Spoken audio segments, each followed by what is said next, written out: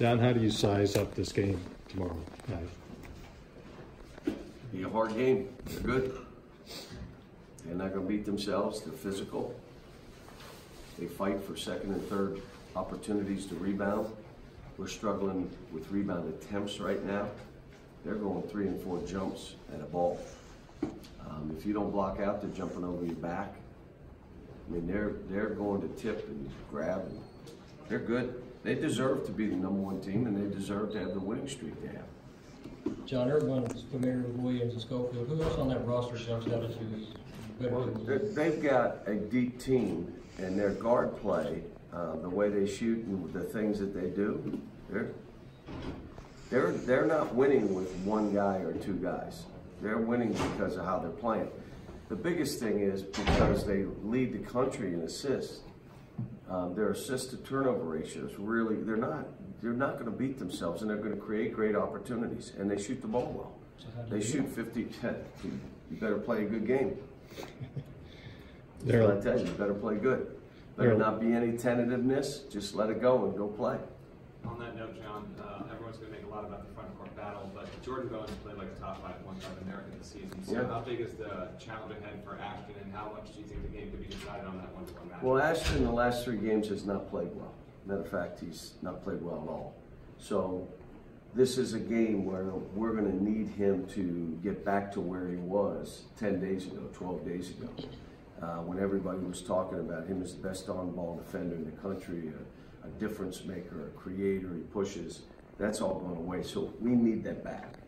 And he knows it. I mean, he's a freshman. He hit a little bit of a wall, and,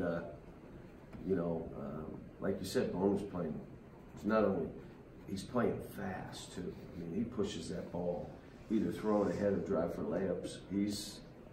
They're playing good. Rick's doing a great job with this team, really. Where did it go for Ashton? What do you think? Is there anything? Probably hit a wall as a freshman.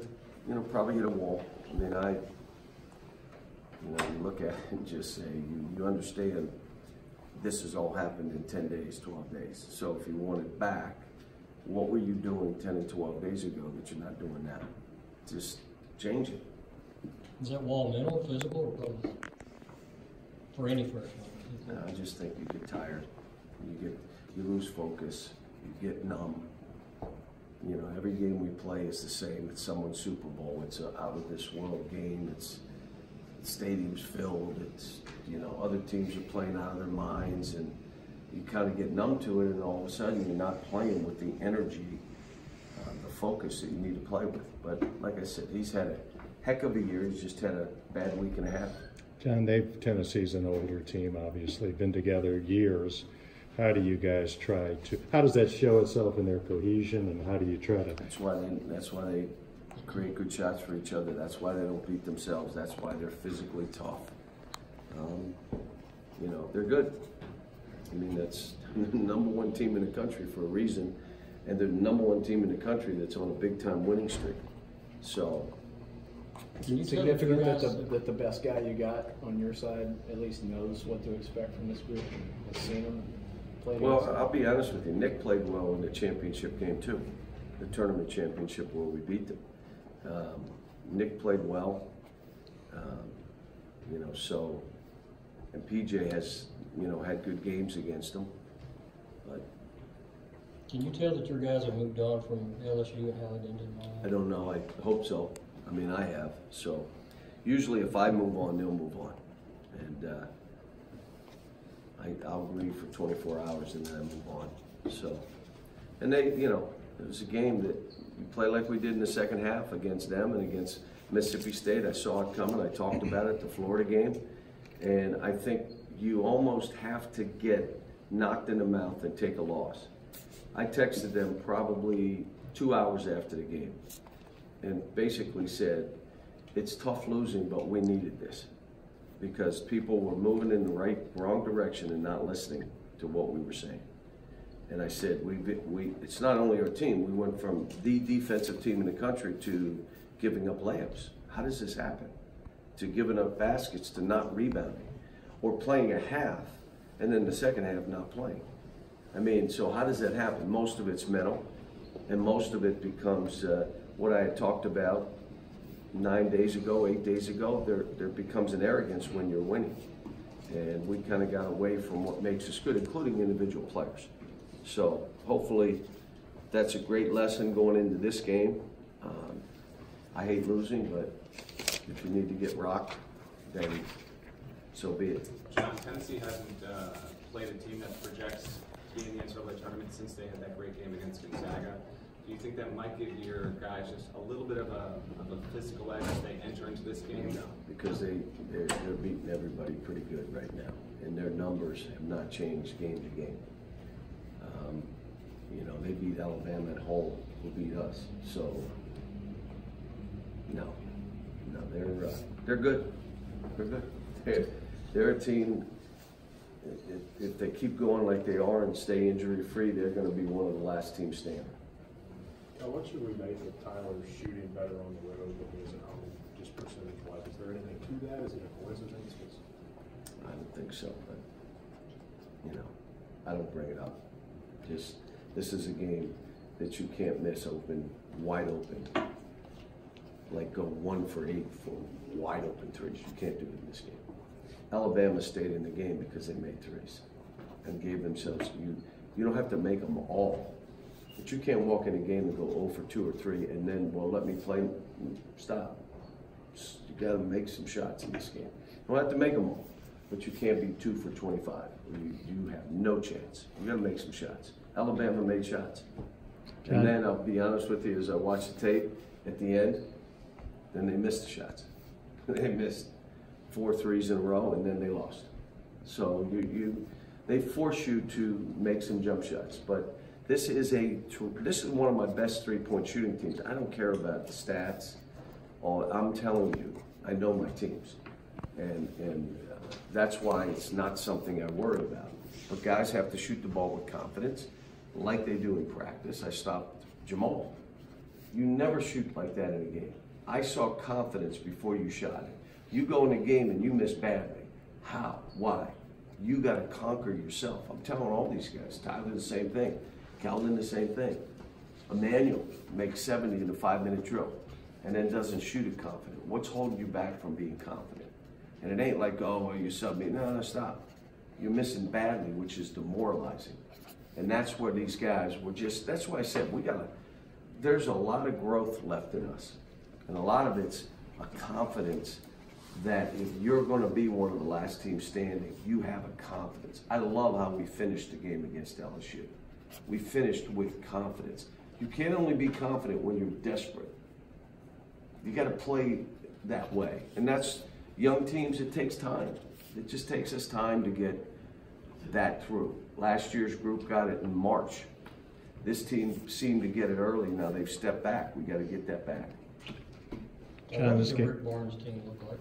How do you describe that? They're not going to beat themselves. They're going to play physical. A lot of post-ups and screens and elbow jumpers, and then defensively they'll come after you. They'll stretch the court out.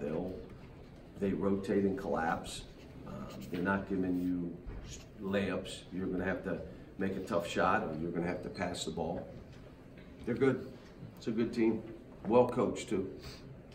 John, this game's obviously big in the SEC regular season race. What, if anything, does that mean in the big picture? To me, nothing. You guys know. Why not? Because, Jerry, have you been cutting grass all this time? Have you not watched? The bigger picture is always for us later. And whether it's the league tournament or the league, yeah, we want to improve our seed and all that stuff, and we want to be the best we can be. But that's not the emphasis here. It's not what we put on. Cal, is one of the challenges of finding more minutes for EJ that it's maybe tough to play him and PJ together? We can, but I still, I think Nick got to keep finding time. He's a shot blocker. He's a difference maker. I keep telling him. I really appreciate him because he's got a great attitude, even if I'm not playing him as much. Maybe as I should be. You keep telling guys, you want to think you're being evaluated by your offense. 99% of these kids are not. They're being evaluated by other stuff. And so, but it's hard, you know, the calls they get and what they do. But Nick has been good and EJ's been good. This game, again, who can play in a roughhouse game? Well, we're not going to know until the game starts. Couple more guys. With it being a physical game, PJ's had foul trouble the last couple games. Is that a concern in this one? He plays alert and he plays before his guy catches it or before it hits the rim. He won't. He'll be fine. If he's playing after the guy catches it or playing after it hits the rim, then he'll have trouble. I think he'll be fine. Last couple games, his rebound attempts have gone down.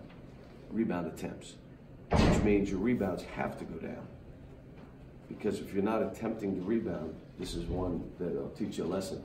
You're not going to get the ball if you don't attempt to go get it. Just like one of those little things. So those have gone down, and I'm telling them, you got to get those attempts back up. Doesn't mean you have to get every ball, but you have to attempt to go get every ball. Cal, is that one of the telltale when you say you Yes. kind of saw it coming? Yes. Yes. Like you're watching like guys Yes. aren't jumping. Not jumping. They're not. The shot goes up. They're running the other way. That's not attempting to rebound. Sometimes a guy makes a shot and thinks, well, I don't have to do this other stuff. Well, you can't. We can't be that. But again, like I'm saying to these guys, great practice yesterday. Let's have a great one today, and let's see where we are against the best team in the country. Now, obviously, we think of Reed as this guy with so much experience, but how different is the challenge he's going to face this next month, given he's never really played in games where the stakes are this high in tournaments and all those kind of things? All this has been new to him, and he's, you know, did some stuff in practice yesterday. I said, do that in the game. And I think we have a lot of guys, this is new to them. And if you expect them to just, you know, bust out and do it, it just takes time. And it's like all these guys. It's how are we playing down the stretch? How are we playing that last 3 weeks of the season? What's going on then? And this is one where we're going to learn where we are right now. And especially after getting beat, and we got beat by LSU, though, all the other sideshow stuff, they beat us. And if it went to overtime, they probably beat us in overtime. So now it becomes, okay, what goes on now? Okay, how do we respond? It'll say a lot about who we are. All right, thank you.